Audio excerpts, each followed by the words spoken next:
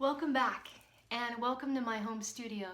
This has been my healing center for the last 18 months as I've been recovering, and now it's where I conduct health coaching and Reiki sessions.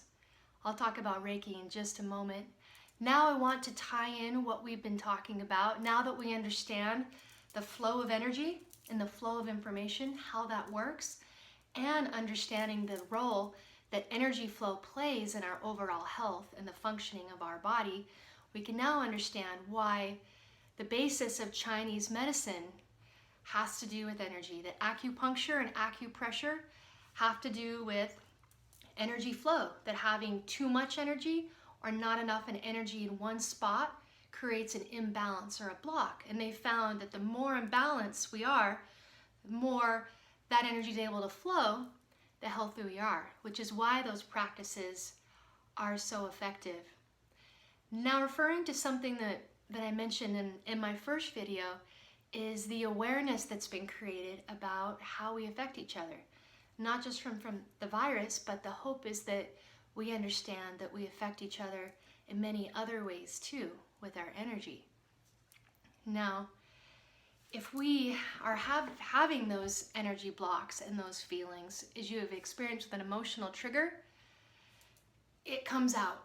And now understanding that there's an energy field around us and that energy is tangible, that we're moving something, that those emotions are also tangible and need to come out, that we can understand that we can actually project that energy, project those emotions onto other people. And seeing that, knowing that when we're in balance, when we're authentic to ourselves, the energy that is picked up will be received differently by those around us. Have you had the experience of meeting someone and something just feels off about them, even though they're telling you what you want to hear? Or someone might be telling you something you want to hear, but something about it makes it difficult to trust?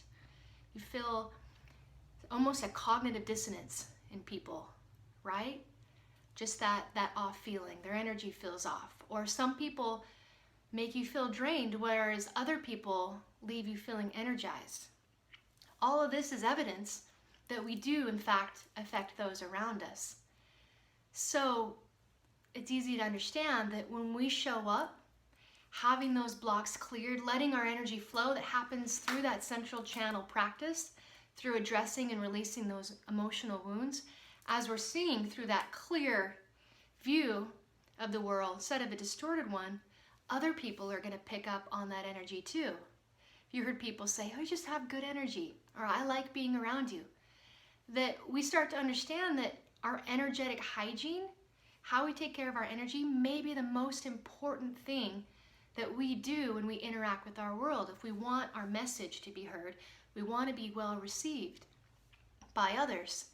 They're really understanding, as the Buddha said, happiness is an inside job, and that our internal world is what creates our external world. We can see that figuratively and literally through that distortion. We're going to see what matches our belief systems. Also on that energy that we're created is going to affect the world around us. That as a Buddhist term, we can understand that in life, pain is inevitable, but suffering is optional. I didn't understand that until now, that we are going to feel things. Things are going to happen to us that are unfavorable, but that we don't have to hang on to it. We can experience that pain and we can let it go, but we don't have to experience continued suffering for it, if we're able to breathe through and release it and interact with our world. That we're finding, at least that I've learned from being forced to slow down, is that who I'm being in each moment is just important as what I'm doing. And that as I've started to heal these emotional wounds, I'm finding a greater sense of peace and happiness that I felt than even when I had the life that I wanted. I'm feeling more at ease with myself. That changes everything. And now going back to some of those activities, they're feeling fulfilling in a different way because I'm showing up as a different person, as a more authentic person, and I'm feeling the difference around me. that we can live life with more peace and more ease.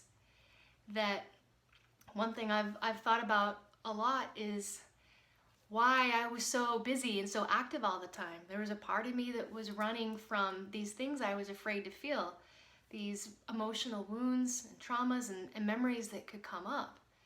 And by being forced to slow down and work through them, I've realized how much better it is to let that go.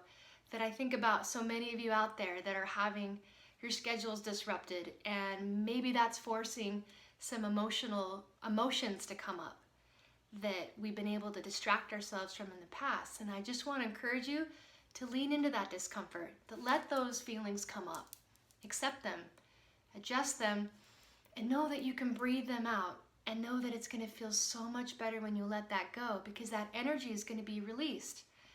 Now that energy can be diverted to boosting your immune system, to healing, and to creativity, to fully embracing the life you want without that fear that these stored emotional systems can create. Now, I had mentioned Reiki. Reiki has been a huge part of my healing. That, like Chinese acupuncture and acupressure, understanding energy, Reiki is a way to naturally increase that flow, to remove emotional blocks, physical blocks, energetic blocks, and increase balance throughout your body's system. That it was so helpful to me. I learned it from Jane Miners, and Emerald Norman shared it with me. It had such a profound effect on my physical symptoms of Lyme disease, my aches and pains, and then my emotional well-being, that I became a practitioner myself.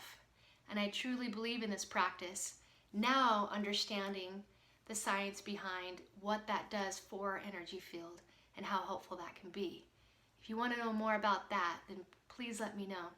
But we're going to move forward talking about central channel breathing, talking about meditation, really combining breath and body movement as an energy science. I'll be putting it together, talking about pain relief for specific body parts, and then also how to hone in and create your own daily practice that can leave you feeling energized, grounded, and the best, most authentic version of yourself.